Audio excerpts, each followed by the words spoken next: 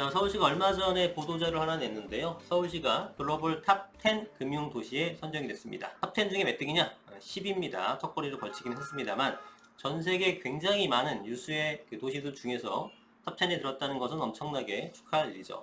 여러 가지 섹터 중에 미래 성장 가능성 높은 도시 파트에서는 무려 1위를 했습니다. 그러니까 서울의 어떤 발전 잠재력이 굉장히 높다라는 겁니다. 이거를 부동산과 접목시키게 되면 다른 어떤 나라의 유수의 도시들에 투자하는 것보다 서울의 핵심지에 투자하는 것이 추후의 가격 상승을 감안했을 때 가장 크게 상승할 수 있다라고 해석해도 되는 부분이기 때문에 오늘 내용 한번 눈여겨보시는 게 좋을 것 같습니다. 자, 이 내용은요, 영국 글로벌 그 컨설팅 그룹인 지엔사가 전 세계 130개 도시를 대상으로 한 국제 금융센터 지수를 통해서 발표를 하는데 1년에 2차례 발표한다고 합니다. 07년도부터 발표를 했다고 하는데 19년도만 해도 30위권 바뀌었다가 재작년에 13위, 그리고 작년에 11위, 그리고 이번에 10위를 기록하게 됐습니다. 올해 9월 달에 또 몇 위가 될지 좀 더 올라가야 될 것 같은데 서울시는 탑 5를 목표로 계속적인 발전을 해나간다고 하니까 서울의 어떤 발전되는 모습이 앞으로도 계속 기대가 됩니다. 자, 우리가 10인데 우리 뒤쪽에 있는 나라들 중에 주요 도시를 보게 되면 베이징,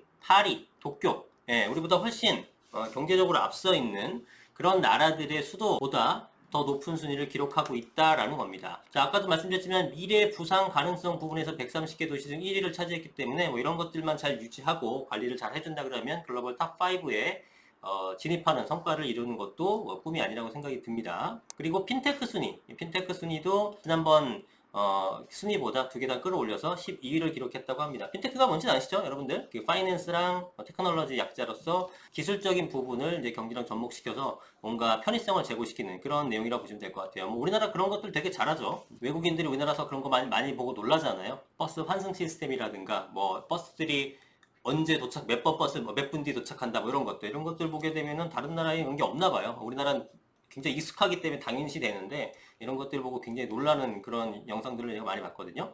하여튼 이런 부분들이 우리나라의 어떤 경쟁력을 끌어올려주고 있다라는 겁니다. 자, 그래서 오세훈 시장은 세계 5대 금융도시를 만들겠다는 목표에 금융산업 육성 종합계획 추진에 박차를 가하고 있습니다. 그래서 이 내용을 근거로 2040 서울 플랜이 얼마 전에 발표됐는데 그 내용을 잠깐 보게 되면 자, 이런 것들이죠.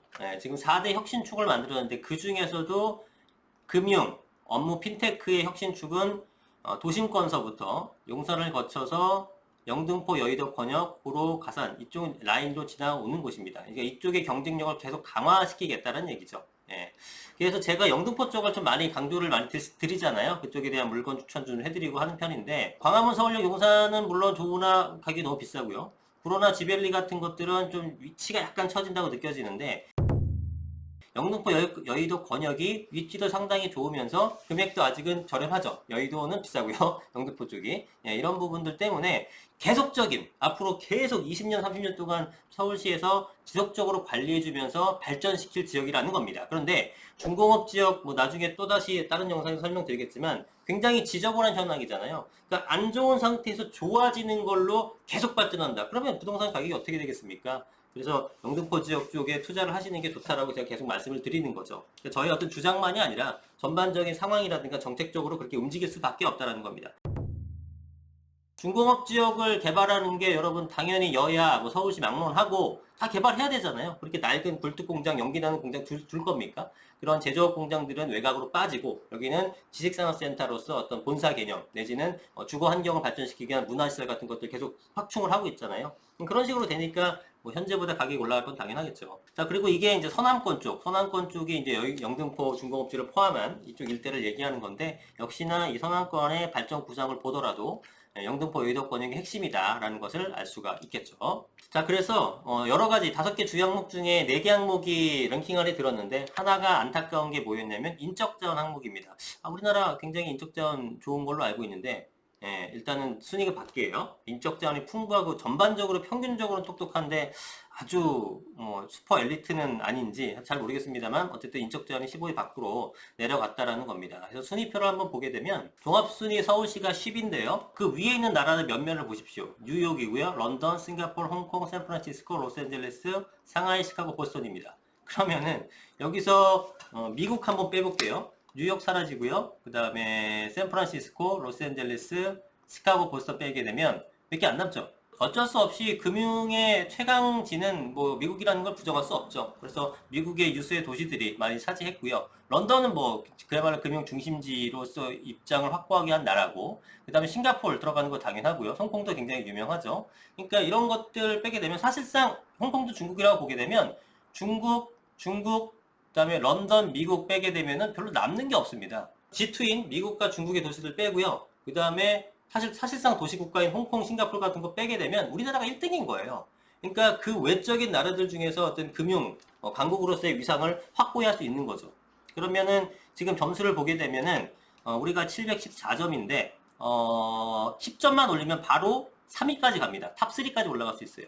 뉴욕은 뭐 압도적인 1등 760점의 레이팅을 갖고 있고, 런던도 731로서 3등 이하가 23, 22, 21, 19, 17, 16, 15, 14 고만고만한 거에 비해서 좀 높은 편입니다. 그다음 평가 항목별로 보게 되면은 지금 휴먼 캐피탈, 인적 자원 부분이 우리나라가 서울이 없고요. 나머지 부분에서는 다 랭킹 15위, 특히나 우리는 다 10위 안에 들었습니다. 인프라 같은 거 정말 잘 갖춰져 있기 때문에 5위까지도 올라갔고요. 그리고 도시 평판적인 부분, 그 다음에 금융산업의 개발 정도요. 그 다음에 비즈니스 환경, 뭐 이런 것들이 굉장히 높은 순위로 보여주고 있죠. 그리고 미래 부상 가능성의 순위가 서울이 압도적인 1위를 좀 달리고 있고요. 그 밑에 여러 가지 뭐 싱가포르도 있고 홍콩도 있고 런던도 있고 두바이 뭐 이런 식으로 있는데, 반가운 도시가 하나 있습니다. 자, 여기 보시면은 부산도 있습니다.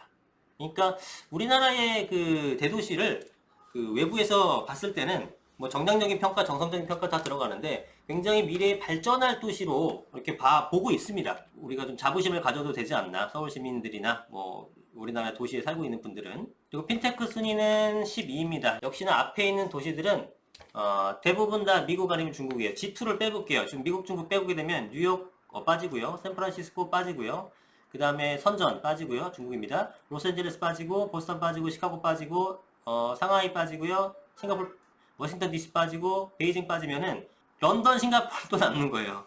얘네 빼고는 우리나라가 나머지 도시들은 다 압도를 한다라는 겁니다. 예, 대부분의 분야에서. 그러니까 대단한 거죠. 자, 그래서 보시게 되면은 우리나라가 탑 10에 진입을 했기 때문에, 또 오세훈 시장이 얘기했듯, 또 2040 발표에서 나타났듯, 이런 어떤 도시 경쟁력을 확보하기 위한 여러 가지 노력들을 대단히 많이 하고 있습니다. 지금 현재 유럽 순방하고 있으면서 여러 가지 우리가 받아들일 건 받아들이고 있잖아요. 서울의 그 경쟁력, 그리고 어떤 식으로 어떻게 개발할지에 따른 그런 정책적 그 청사진들, 이런 것들을 보고 여러분들이 투자 지역을 선정하시는 게 그냥 무작정 투자하시는 것보다 훨씬 수익률을 높여줄 수 있다는 겁니다.